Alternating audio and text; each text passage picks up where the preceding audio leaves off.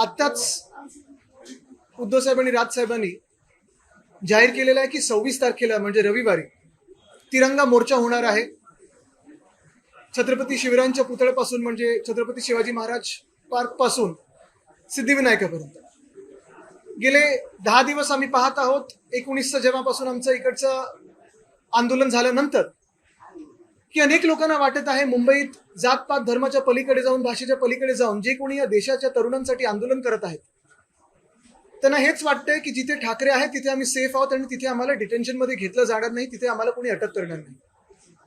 आणि हे आंदोलन आपण पाहताय 20 तारखेला जे चिघळलं त्यानंतर देशभरात एक वेगळी रागाची लाट ही निर्माण झालेली आहे की भाजप जनता पार्टी म्हणजे भारतीय जनता पार्टी की ब्रिटिश जनता पार्टी आहे. कदाचित ब्रिटिशपेक्षा जास्ती अत्याचार हे भाजप करत आहे. अगदी शाळेच्या विद्यार्थ्यांपासून कॉलेजच्या विद्यार्थ्यांपर्यंत तरुण तरुणींवर महिलांवर लाठीचार्ज जसा केला जात आहे. दिल्लीमध्ये इलेक्ट्रिक टेझर्स वापरले जात आहेत. काही काही ठिकाणी ते लाठ्यांमध्ये खिळे अक्षरशः टाकलेले आहेत आणि ते वापरले जातात, पेलेट गन्स वापरले जातात. पण हा देशाचा तरुण देखील असा रस्त्यावर उतरलेला आहे की तो आता मानायला तयार नाही, तो मागे हटायला तयार नाही.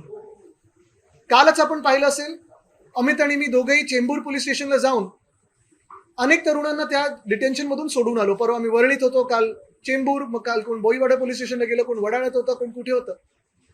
आणि ही सगळी मुलं मुली ही 16-17 वर्षाची आहेत, त्यांच्या भवितव्यासाठी उतरलेले आहेत, त्यांच्या न्याय हक्कासाठी उतरलेले आहेत.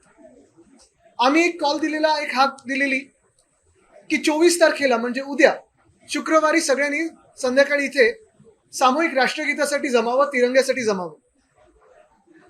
पण जे काही आम्ही आता फीडबॅक पाहत आहोत, अनेक लोकांना, हजारो लोकांची गर्दी होणार आहे, हजारो तरुण तरुणी उतरणार आहेत. काही असे पण आहेत जे मेसेज करतात की सर आम्ही मुंबई बाहेरून आहे, कोण ठाण्यावरून आहे, कोण मुंबईत कॉर्पोरेट जॉबवर आहे आणि आम्हाला जरा शनिवार रविवार हा बरा पडेल. अर्थात शनिवारी आषाढी आहे आणि रविवारी जो तिरंगा मोर्चा होत आहे त्याच्यात अनेक पक्ष, अनेक सामाजिक संघटना, अनेक नागरिक हे सामील होणार आहेत, मोठ्या संख्येत सामील होणार आहेत. आम्ही फक्त एवढंच सांगायला ही प्रेस कॉन्फरन्स घेत आहोत की जे आम्ही 24 तारखेला करणार आहोत, सामूहिक राष्ट्रगीत असेल, तिरंगा मोर्चा असेल, हा सगळा एकच 26 तारखेला सकाळी 10 वाजता छत्रपती शिवाजी महाराज उद्यान म्हणजे आपलं शिवाजी पार्क, तिथे छत्रपती शिवरायांचा जो पुतळा आहे तिथे सगळ्यांनी एकत्र यावं. आणि सगळ्यांनी एकत्र आल्यानंतर हा मोर्चा हा सिद्धिविनायकाच्या दिशेने जाणार आहे. तिकडच्या चौकामध्ये आपण पाहाल की या मोर्चाचं जे काही देशात मेसेज द्यायचा आहे, देशात जो आवाज द्यायचा आहे, दिल्लीपर्यंत जो आवाज द्यायचा आहे तो तिथून दिला जाईल. ह्याच्यात कुठच्याही पक्षाचे झेंडे नसणार, बॅनर नसणार, स्लोगन नसणार. असणार तर फक्त तिरंगा आणि देशभक्त भारतप्रेमी सगळे नागरिक, हिंदुस्थान प्रेमी सगळे नागरिक हे उतरून या मोर्चात सामील होणार आहेत. तर मी आपल्या सर्वांच्या माध्यमातून आणि सोशल मीडियाच्या माध्यमातून सगळ्यांना विनंती करत आहे की 24 तारखेऐवजी सगळ्यांनी 26 तारखेला सकाळी 10 वाजता शिवाजी पार्कात यावं आणि तिथूनच आपला हा मोर्चा, तिरंगा मोर्चा हा सुरुवात होणार आहे.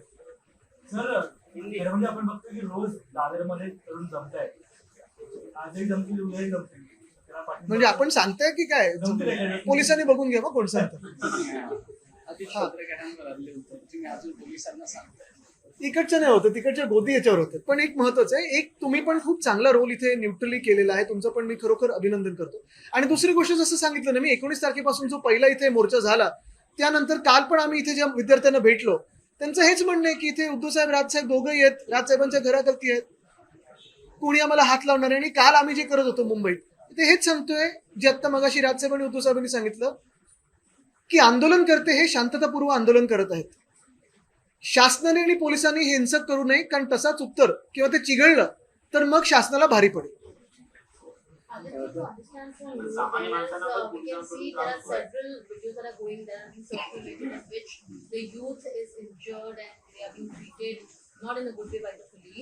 On the 26th, you said there's going to be a morsha or an action carried out by you. Could you please share some details about it and also about the violence being done by the police, not only in Delhi but also in Mumbai? Absolutely.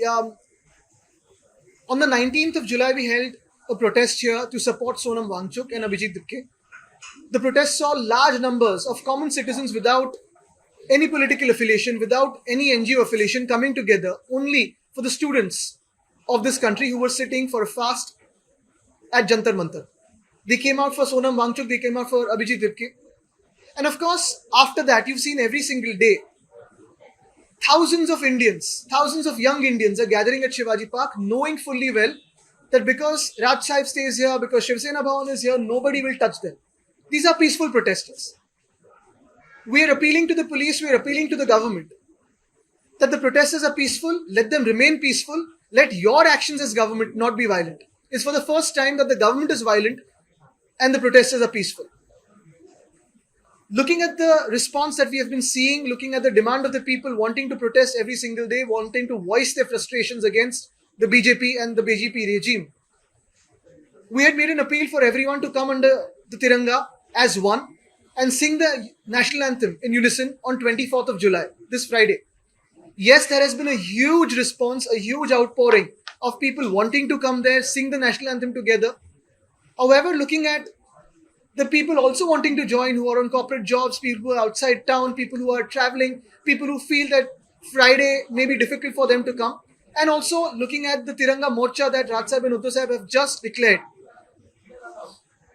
Through the media and through the social media, we want to tell all of those protesters, instead of 24th, come here at Chhatrapati Shivaji Maharaj Park on the 26th at 10 o'clock in the morning so that we can all march together with the Tiranga in our hands towards the Siddhivinayak temple in that chowk. To all those who feel that the police may block us, we are holding Tiranga in our hands. We are holding pride of a nation in our hearts and we're going to sing Jana Gana Mana in unison. Come and try to stop us. दिल्लीतल्या आंदोलनामध्ये खास करून मुलींना खूप target केलेलं पाहिलं म्हणजे काही पोलीस थेट काउन्सिलर लगावलेलं पाहिलं म्हणजे काही टाक्यांनी नाही, एक महत्वाचं आपण पाहिलं असेल, सातत्याने ह्या देशामध्ये आम्ही बोलतोय की पोलीस प्रोटोकॉल हे येणं गरजेचं आहे. मग ते बॉडी कॅम्स असो किंवा कुठच्याही जगभराच्या आपण कोपऱ्यात बघाल, अगदी जर युनायटेड स्टेट्समध्ये पण बघाल, ट्रम्पच्या विरोधात जी आंदोलनं होतात किंवा मग ते नो किंग्स डेला जी प्रोटेस्ट होतात, मग ते न्यूयॉर्कमध्ये असो, ट्रम्पच्या बिल्डिंगच्या खालती असो, कुठेही असो, कुठेही असा भयानक लाठीचार्ज ज्याच्यात ज्या लाठ्यांमध्ये खिळे आहेत किंवा टिअर गॅस किंवा पेलेट गन्स वापरलं जात नाही. जर देश आपलं लोकतांत्रिक असतं आतापर्यंत तर हे झालं नसतं, पण लोकतंत्राच्या पुढे गेलेलो आहोत आणि डिक्टेटरशिप आली. मी तुम्हाला एकच आठवण करून देईन, हे जे काही अधिकारी जे दिल्ली पोलीसचे असतील किंवा इतर कुठेही जास्ती जोर जबरदस्ती करत आहेत, एक घटनेची तुम्हाला आठवण करून देतो. जर्मनीमध्ये जेव्हा नाझी साम्राज्य पडलं तेव्हा न्यूरमबर्ग ट्रायल झाले होते. जो हुकुमशाह होता तो कधीच गेला, पण त्या न्यूरमबर्ग ट्रायल्समध्ये हे जे जे अधिकारी होते ज्यांनी अशी जुलमी वागणूक केली होती, सरकार बदलल्यानंतर त्यांची ट्रायल झाली आणि त्यांना फाशीवर चढवलं गेलं होतं. हे न्यूरमबर्ग ट्रायल्स काय होते ह्या जुलमी अधिकाऱ्यांनी वाचून घ्यावं.